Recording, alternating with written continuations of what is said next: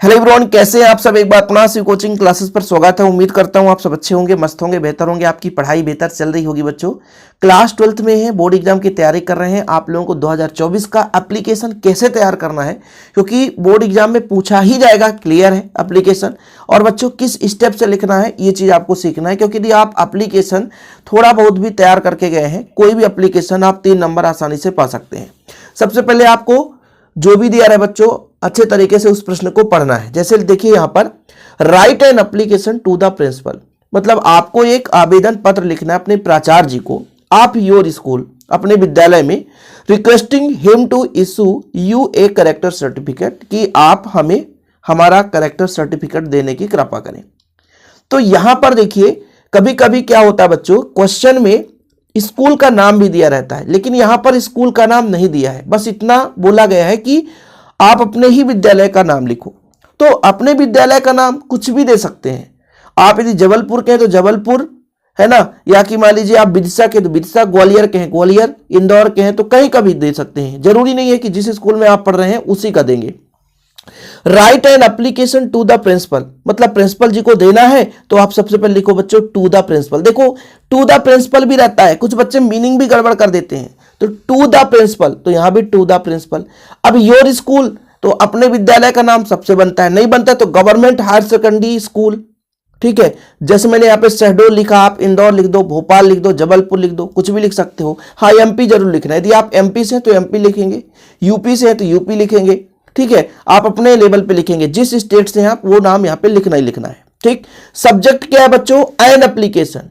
An application issue A character certificate. मैं अपने हिसाब से बताता हूं, an application issue A character certificate, या ऐसे भी लिख सकते हो an application for issuing character certificate. मतलब सब्जेक्ट में लिखना पड़ता है। और ध्यान ये देना है, जैसे आपके पास कोई कॉपी मिल गया ना, बोर्ड एग्जाम चल रहा है, कॉपी मिल गया, तो कॉपी में बच्चों एक राइट साइड होता है, एक लेफ्ट साइड। ठीक है, लेफ्ट मतलब बाया, राइट साइड मतलब दाया। तो दाया साइड ही लिखना है। जैसे ये पेज है, ठीक है, इसको यदि मैं पलटाऊं बच्चों तो इसका बाया साइड ये कहलाएगा, ये लेफ्ट साइड है, ये क्या है, लेफ्ट साइड, और ये आपका राइट साइड है। तो राइट साइड में ही लिखना है, चाहे आपको लेटर लिखने को आए, चाहे एप्लीकेशन लिखने को आए, जो भी आएगा बच्चों उसको आपको राइट साइड में ही लिखना है। लिखते समय एक चीज हमेशा याद रखना कि ये जो आपका यहां से यहां तक होता है बच्चों, ये 1 नंबर देता है, और इसको आप एक लाइन से लिखेंगे। देखिए जरा, मैंने जिस तरीके से यहाँ पे लाइन से लिखा बच्चों, to the principal government higher secondary school, है ना, शहडोल एमपी, तो आपको यहाँ पे लाइन दिखेगा, सीक्वेंस।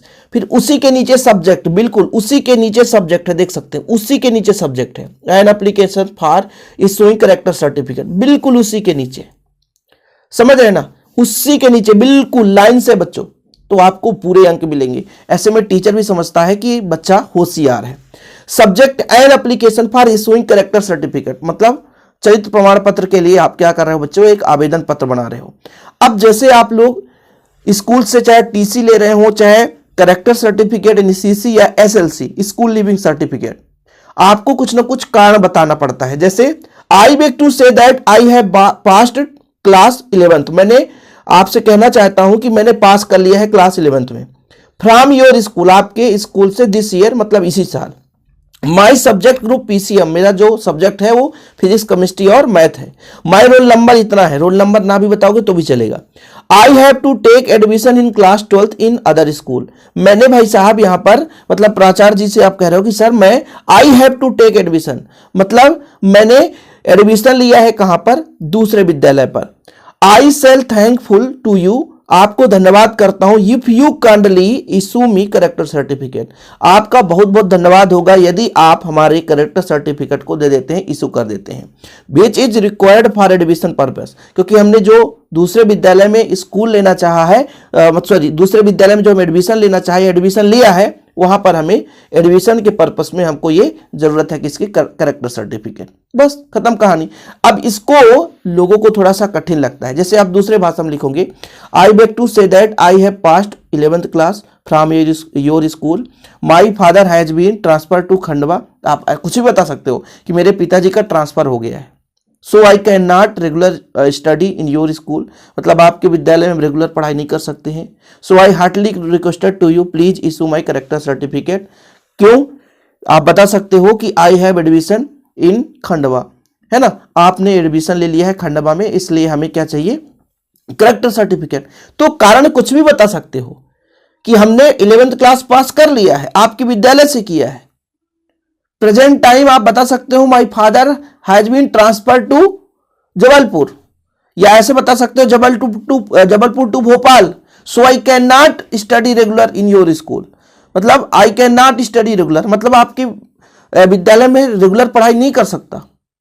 ठीक है, ठीक है। तो यहां पर आप बता सकते हो कि भैया हमारे पिताजी को भोपाल ट्रांसफर हुआ है, तो वहां हमको एडमिशन लेना है, जिससे हमें क्या जरूरत है, करेक्टर सर्टिफिकेट। ठीक है।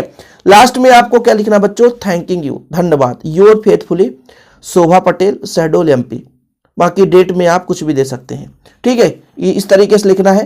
पर यहां पर देखिए लिखने का तरीका, क्रम देखिए बच्चों, हर लाइन में आपको इधर उधर तितर बितर नहीं, इधर हो जाए बात अलग है, लेकिन इधर एकदम सीध पर सब्जेक्ट के सामने ही। ये चिन्हों का भी बहुत महत्वपूर्ण होता है। देखो ये अल्प विराम, चिन्हों का बहुत महत्व होता है। फुल स्टॉप, चिन्हों का बहुत महत्वपूर्ण होता है योगदान। चिन्ह भी आप लोगों को गलती नहीं करनी बच्चों। तो उम्मीद करता हूं इस तरीके से आप तैयार कर लेंगे करेक्टर सर्टिफिकेट का, और जो भी चाहिए बताना कमेंट बॉक्स में। आप लोगों के लिए हेल्पफुल वीडियो बनाता हूं, बनाता भी रहूंगा। ओके बच्चों, जय हिंद, वंदे मातरम।